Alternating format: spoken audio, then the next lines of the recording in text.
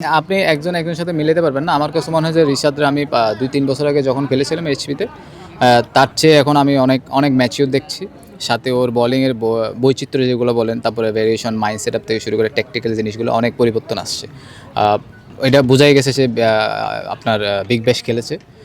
ওইখানেই খেলে হয়তো কিছুটা মাইন্ড সেটআপ থেকে শুরু করে যেটা বলেন ট্যাকটিক্যাল জিনিসগুলো অনেক ইমপ্রুভ করেছে। আগের চেয়ে অনেক বেটার। এটা তো আমি আগেও বলেছি যে দেখেন আপনি ওয়ান ডে খেলান না খেলেন এটা হলো পরের কথা।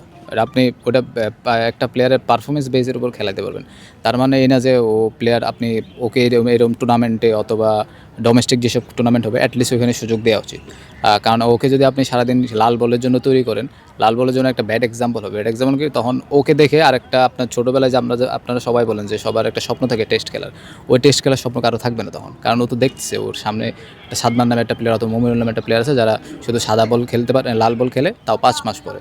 আর সাদা বলে এখানে কোনো টুর্নামেন্টে অথবা বিপিএল হোক কোনো জায়গায় সে খেলতে পারে না। আলটিমেট জিনিস তো আপনার ফিনান্সিয়াল জিনিসটাও তো আসে। তো এই জিনিসগুলো হলে তখন আপনার ওই টেস্ট প্লেয়ার আপনাদের ভবিষ্যতে বলবেন যে টেস্ট প্লেয়ার বের হওয়ার চান্স নাই। আমাকে যদি বলে যে টেস্ট প্লেয়াররা ভবিষ্যতে আপনারা এরকম কোয়েশ্চেন আসতে পারে যে আপনি টেস্ট প্লেয়ারদের জন্য কী বলবেন? আমি তো বলবো বাংলাদেশে কোনো টেস্ট প্লেয়ার তৈরি হওয়া উচিত না। এরকম অবস্থা গেলে টেস্ট প্লেয়ার উচিত হবে না। কারণ কি আপনি কোনো সাদা বলে কোনো গেম খেলতে পারছেন না। আমার কাছে এটা বেটার এক্সাম্পল। উইকেট আপনার সবসময় বগুড়ার উইকেট আপনারা সবাই জানেন বগুড়া সবসময় হাই স্কোরিং উইকেট হয়। ব্যাটসম্যানদের ফরে অনেক থাকে। তা আমার কাছে মনে হয় যে আমি যে ৮৩ রান করলাম এটা এনাফ ছিল না। আমার অ্যাটলিস্ট আমি ৫০ ওভার যদি ব্যাটিং করতে পারতাম তাহলে হয়তো খেলাটা আরেকটু ক্লোজ হতো। তা আমি যে জায়গায় আউট হয়েছি ওটা ডিসিশনটা একটু ভুল নিয়ে নিয়েছি। ভাই আর লাস্ট একটা কোশ্চেন, সেটা হচ্ছে আজকে কিন্তু আমরা দেখলাম অনেক ক্রাউড ছিল। জি, জি, জি। ইউজুয়ালি ঘরোয়া লিগে এরকম ক্রাউড দেখা যায় না। সো বগুড়ার এই ক্রাউডটা নিয়ে কি বলবেন? বগুড়া এমন একটা জায়গা যেখানে বগুড়ার মানুষজন আমি যতবারই আসছি যতবারই আগে তো প্রিমিয়ার লিগ যেসব খেলা হতো ইভেন এইচপির ক্যাম্পও হয়েছিল।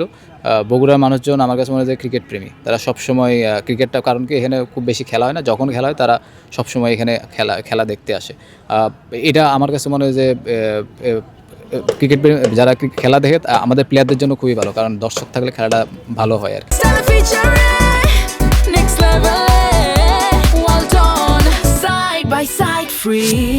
অনেক ভালো লাগছে, কারণ ম্যাচ উইনিং একটা কন্ট্রিবিউশন ছিল, তো এটা সবথেকে বড় ভালো লাগার বিষয়। আর যখন নেমেছি আসলে 20 ওভার হয়েছিল, তো 30 ওভার খেলার মতো অপরচুনিটি ছিল, তো জাস্ট একটা জিনিসই মাথায় ছিল যে 40 ওভার পর্যন্ত ইনিংসটা ক্যারি করতে হবে।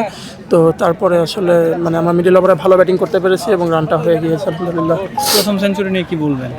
না, প্রথম সব কিছুই খুবই ভালো লাগার বিষয়। আমারও মনে হয় যে ইভেন প্রিমিয়ার লিগেও আমি যখন নামতাম হয়তো বা ওভার কম পেতাম, যেমন 89 রানের একটা ইনিংস ছিল, সেখানেও আমি ওভার শেষ হয়ে গিয়েছিল।